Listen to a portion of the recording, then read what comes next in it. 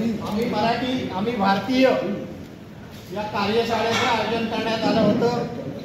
या कार्यशाळेला महाराष्ट्र प्रदेश कमिटीचे प्रांताध्यक्ष माननीय हर्षवर्धन सपकाळजी या ठिकाणी विशेष उपस्थित राहिले होते। त्याचबरोबर मराठी भाषेचे अभ्यासक डॉक्टर दीपक पवार साहेब यांनी देखील या कार्यशाळेला संबोधित केलेलं आहे। मराठी भाषेसंदर्भात असलेली काँग्रेस पक्षाची भूमिका या कार्यशाळेच्या माध्यमातून आम्ही विशद केलेली आहे। या कार्यक्रमाला हिरा भाईंदर शहरातील सर्व जाती धर्माचे लोक या ठिकाणी आले होते आणि हा कार्यक्रम झाल्यानंतर आज पत्रकार परिषद घेत आहोत। आम्ही आपल्या सर्व पत्रकारांचं या ठिकाणी स्वागत करतो आणि पत्रकार परिषदेला सुरुवात करतो। मागच्या काही दिवसांमध्ये हिंदी सक्तीचा असा त्याचा प्रचार झाला, मात्र तिसऱ्या भाषेच्या सक्तीचा एक शासन निर्णय सरकारने काढला। 16 एप्रिलला शासन निर्णय काढल्यानंतर 17 एप्रिलपासून काँग्रेसने या विरोधातील भूमिका घेतली आणि सक्ती ही नसावी आणि तिसरी भाषा प्राथमिक शिक्षणात अजिबात नसावी अशा प्रकारची भूमिका ही स्वीकारली। या भूमिकेच्या पार्श्वभूमीवर तोंडी स्वरूपात शिक्षण मंत्र्यांनी आणि मुख्यमंत्र्यांनी हा शासन निर्णय आम्ही रद्द करत आहोत अशा प्रकारचं खोटं बोलले, खोटं आश्वासन दिलं। मात्र शाळा सुरू होण्याच्या पार्श्वभूमीवर पुन्हा शब्दांचा छल करून तो शासन निर्णय कायम केला। त्यावर पुन्हा विरोधातील भूमिका काँग्रेस पक्षाने घेतली आणि ही काँग्रेस पक्षाची भूमिका असताना काही संघटना, भाषाविषयक काम करणाऱ्या, कार्यरत असणाऱ्या काही संस्था आणि काही राजकीय पक्ष संविधानिक स्वरूपाची होती। मराठी हा आमचा अधिकार आहे, मराठी आमची अस्मिता आहे आणि महाराष्ट्र हा भाषावार प्रांतरचना झाल्यानंतर मराठी हे संस्कृती टिकवण्याचं एक जबाबदारी आणि काम ही प्रत्येक महाराष्ट्रातल्या नागरिकाचं हे आहे।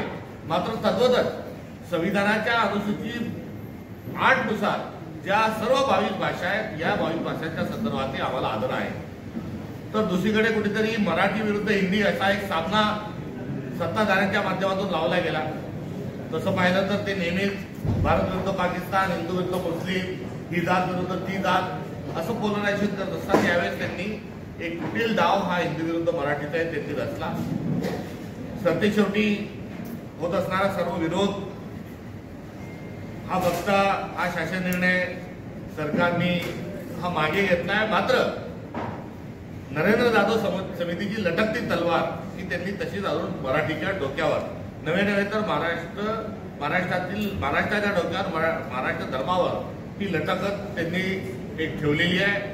आम्ही त्यांचा हा कुटील डाव यशस्वी होऊ देणार नाही ही देखील काँग्रेस पक्षाची आणि समन्वय समितीसारख्या दीपक पवार सारख्या अभ्यासकांची आमची समांतर अशा स्वरूपाची भूमिका आहे। तर कुठे राजकारण झालं आता आठवत घ्या अशा प्रकारचा सूर पुढे आवळला जात आहे। त्या संदर्भात आमचा कुठलाही आक्षेप, हरकत ही कुठल्याही स्वरूपाची नाही। आमचा मुद्दा हा स्पष्ट स्वरूपाचा आहे, विविधतेत एकता ही भारत की विशेषता हे म्हणत असताना इतर भाषांचाही आदर, तर मराठीला आपण कुठल्याही परिस्थितीमध्ये मराठीच्या अनुषंगाने आम्ही अन्याय खपून घेणार नाही। हा त्यामागचा एक आमचा अजेंडा आहे।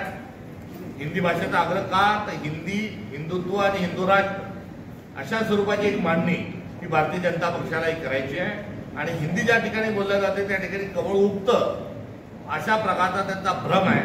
आणि त्याकरता आमचाही त्यांना एक प्रतिप्रश्न आहे की मराठी संत वाङ्मय हिंदू धर्मात बसत नाही का? छत्रपती शिवाजी महाराजांचा पराक्रम हा भाजपला आणि हिंदुत्वाला मान्य नाही का? गाडगे महाराज, तुकडोजी महाराज यांचं साहित्य मान्य नाही का? आमच्या बोलीभाषेतील शब्द हे आपल्याला मान्य नाहीत का? असे समांतर अनेक प्रश्न हे त्यानिमित्ताने उपस्थित होतात। यावर आम्ही योग्य वेळी उहापोह केलेला आहे की आमची कट्टरतेची भूमिका आहे। तुर्तास आम्ही मीरा रोड या ठिकाणीच का आलो?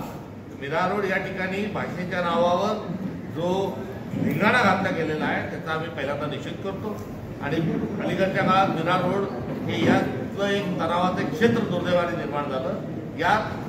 यामध्ये आज आम्ही मराठी आहोत आणि आम्ही भारतीय आहोत ही एक सामंजस्याची नव्हे तर ही एक शाश्वत भूमिका घेऊन आज मीरा रोड या ठिकाणी काँग्रेस पक्षाने एक आपली भूमिका आणि आपला अजेंडा जो आहे हा इथे जाहीर केलेला आहे। आणि या सोबतच सर्वांनी महाराष्ट्रात राहणाऱ्या सर्वांनी मराठीचा आदर करावा, मराठी भाषा बोलण्याचा त्यांनी प्रयत्न करावा, मराठी भाषा शिकावी. मराठी येत नाही म्हणून कोणाला जर छळल्या जात असेल तर तेही चुकीचं आहे, आणि मी मराठी बोलणार नाही हे म्हटलं जात असेल तर तेही चुकीचं आहे. या दोन्ही भूमिकेचं आम्ही समर्थन करत नाही. सरतेशेवटी महाराष्ट्र प्रदेश काँग्रेस कमिटी मराठीच्या अनुषंगानं आम्ही कोणाला मारणार नाही. आम्ही मराठी सर्वांना शिकवू आणि मराठी भाषा टिकवू, की मी मराठी आणि मी भारतीय ही भूमिका घेऊन आज आम्ही या ठिकाणी मीरा रोड आलेलो. सर, राज्यातील आमदार खासदारांसाठी राखीव असलेल्या प्रस्तावातील घरांच्या किमतीचे 9.5 लाख रुपये आहेत. त्याचबरोबर म्हाडाच्या ज्या पद्धतीची लॉटरी निघाली त्यामध्ये 95% त्यांना आरक्षण देण्याचं काय सांगायचं?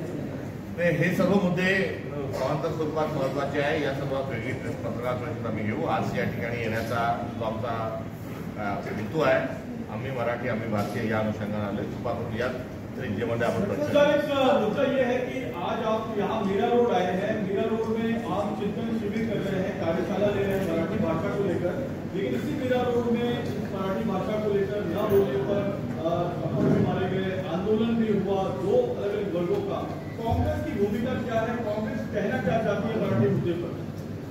ये आज पूरा जो कार्यक्रम है, जो पहले प्रस्ताव में बताया, उसमें विस्तृत स्वरूप में हमने हमारी जो हमारा स्टैंड जो है उसको रखा हुआ है. महाराष्ट्र में मराठी बोली जाती है, भाषा और प्रांत रचना हुआ है, तो मराठी बोलने का प्रयास हर किसी ने करना चाहिए. और मराठी के नाम पर कोई तमाशा यहाँ पर खेला जा रहा है तो हम उसकी कड़ी शब्दों में निंदा करते हैं और हिंसा का कभी हम समर्थन करते नहीं. हर व्यक्ति ने महाराष्ट्र की मराठी सीखने का प्रयास करना चाहिए, ये हमारी अनुरोध है. और कोई नहीं बोल पाता है तो उसको हिंसा का आधार लेके उसको कम दिखाना या हिंसा करना, ये भी बहुत संगीन स्वरूप का एक अपराध है. ये गलत है.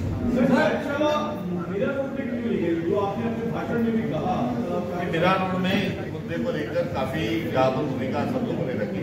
तो कांग्रेस की क्या भूमिका है ये खुलकर बोलने के लिए हम आज यहाँ पर आए हैं. और दूसरी तरफ भाषा को लेकर जो तनाव मीरा रोड में पैदा हुआ है उसको भी संवाददाता और कई बहुत सम्मान के साथ एक संवाद लोगों के बीच में रखते हुए एक सद्भावना का भी आज का हमारा पैगाम. कांग्रेस को लग रहा था कि मराठी टिकाऊ ये शब्द का महाराष्ट्र में मराठी भाषा की जो खासकर मुंबई में मराठी भाषा के स्कूल्स बंद हो रहे हैं, उस क्या करते? ये डीप कॉन्वर्सेशन है. मराठी केवल मराठी स्कूल कम नहीं हो रही है तो सारी सरकारी स्कूल तो कम हो रही है, ये भी बहुत गलत है. और ये शिक्षा जो महंगी हो रही है उस तरफ लेके जाने का ये सत्ताधारियों का ये प्रयास है. सर, कांग्रेस ने कभी भी इस तरह की राजनीति नहीं की थी. क्या आप लोग इस मुद्दे से आप लोग पीछे हो रहे थे, इसलिए अभी आप इस मुद्दे को लेकर? बिल्कुल नहीं. महाराष्ट्र में हम कोई राजनीति नहीं कर रहे हैं. हमारा स्टैंड जो पंडित जवाहरलाल नेहरू जी ने जो 3 लैंग्वेज का फार्मूला बताया था, उस 3 लैंग्वेज फार्मूले के साथ ही हम अभी भी कायम हैं. हम संविधान के साथ हैं, मराठी के साथ हैं, भारत की हर भाषा जो है उसके साथ है, और हम महाराष्ट्र धर्म के भी साथ हैं. इसमें कोई राजनीतिक मुद्दा नहीं. ये हमारा जो पहले से इस राष्ट्र के निर्माण से जो कांग्रेस की जिम्मेदारी है उसी जिम्मेदारी का हम निर्वाह इस दरम्यान कर रहे हैं. सर, गायकवाड आणि शिरसाट यांच्या प्रकरणावर शिंदेने त्यांना वॉर्निंग दिली. मराठी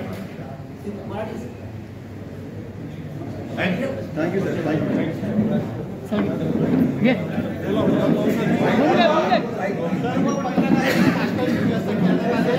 फक्त पत्रकारांसाठी या ठिकाणी नाश्ते व्यवस्था केली आहे. कृपया सर्व